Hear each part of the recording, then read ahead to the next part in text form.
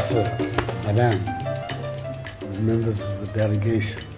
In recent times, some utterances in Ghana and actions of a few have given the impression that somehow or other Ghana has now become a xenophobic state and that we have problems with our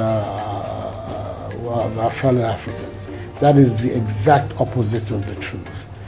There's no xenophobia in Ghana. We're not a xenophobic state. We are the Pan-African nation that has opened its doors to all Africans. And they are not going to be the object of any hate campaign in Ghana. Ghana continues to remain open, welcoming, especially to our brothers and sisters from all parts of the continent.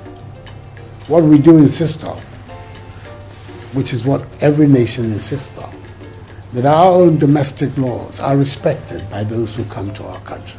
In so saying, we are no different from other people.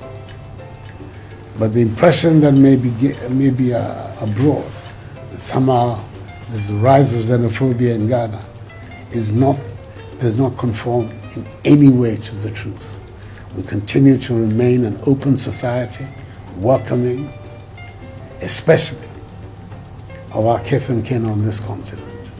And I would like you, in very, very strong terms, to convey these sentiments of mine to your president when you get back home.